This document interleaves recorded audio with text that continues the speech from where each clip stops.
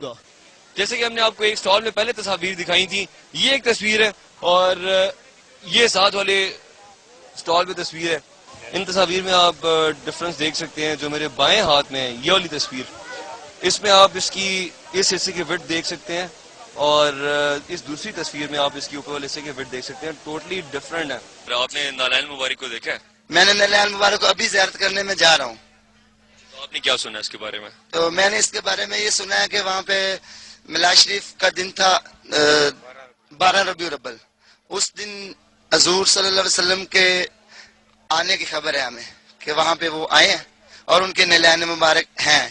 اگر میں کہوں کہ آپ نے جھوٹ سنا ہے تو میں پھر بھی نہیں مانوں گا، میں اسے سچ تصدیق کی ہے، اس کی تصدیق کرنی چاہیے نا ہر چیز کی۔ تو ابھی میں جا رہا ہوں نا، تصدیق کروں گا۔ تو جن پیغمبر کے محبت میں جا رہے ہیں انہی پیغمبر نے یہ فرمایا تھا کہ تصدیق کے بغیر آپ بات نہیں کر سکتے ہیں، اس کا مفہوم یہ ہے۔ تو حضور والی میں ابھی جا رہا ہوں نا، تصدیق کرنے تو جا رہا ہوں۔ چلیں، اگر آپ کو تو کافی ٹائم لگے گا نا، شاید آپ کو گھنٹہ ڈیڑھ لگ جائے، ہم آپ کو پہلے سے بتا دیتے ہیں کہ جو نالائن مبارک کا نشان یہاں پہ موجود ہے، ان جو گھر والے جو دعویٰ کر رہے ہیں اگر وہ نالائن مبارک ہے تو وہ 5 فٹ کے قریب ہے اس کا نشان۔ تو آپ کیا کہتے ہیں اس بارے میں؟ میں اس بارے میں یہ کہتا ہوں کہ جو پہلے لوگ ہوتے تھے نا، ان کے قد بھی بہت لمبے ہوتے تھے اور ان کے پھر جس کا قد لمبا اس کا پاؤں بھی لمبے ہو گئے۔ آپ یہاں سے ہمارے نالج کا، ہمارے علم کا اندازہ لگا سکتے ہیں۔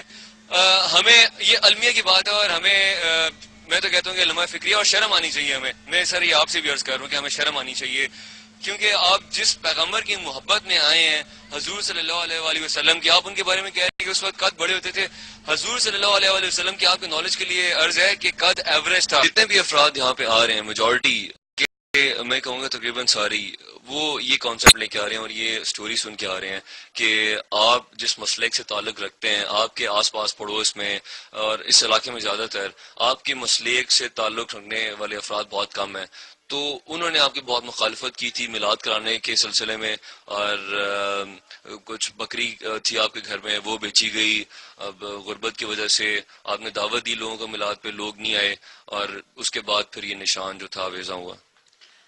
اس کے پس پردہ یہ جتنی بھی آپ نے بیان کیا یہ سب ایک قیاس آرائیاں ہیں، اس سے حقیقت سے کوئی تعلق نہیں۔ کی مقامی مسجد میں موجود ہیں اور یہاں کے مقامی افراد بھی ہمارے ساتھ، امام مسجد بھی ہیں، ان سے ہم لوگ بات چیت کرتے ہیں کہ جو شخص جس چیز کا دعویٰ کر رہا ہے اس کے بارے میں ان کی رائے کیا ہے۔ یہ بتائیے کہ جو کہا جا رہا ہے کہ یہاں پہ وہ شخص کسی اور مسلک سے تعلق رکھتا ہے، اس کے آس پاس پڑوس میں جتنے افراد رہتے ہیں وہ کسی اور مسلک سے تعلق ہے ان کا، اور انہوں نے اس شخص کو روکا تھا کہ ربیع الاول پہ ختم نہ کرو، ایسا ہوا ہے؟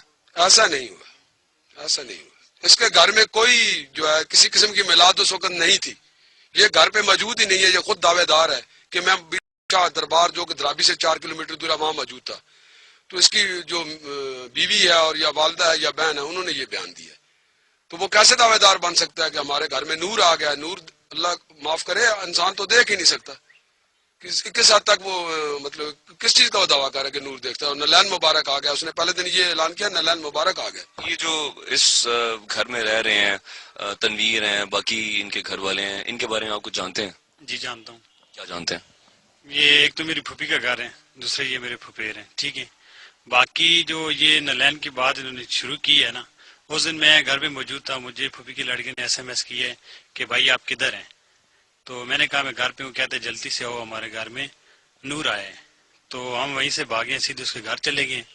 جب گھر پہنچے تو وہاں ہم نے جا کے دیکھا ہے، بس یہ ہے کہ جگہ تھوڑی سی مختلف ہے، باقی ہم نے تو نہ کوئی چمک دیکھی ہے، نہ کوئی نور دیکھا ہے، نہ کوئی روشنی دیکھی ہوئی ہے۔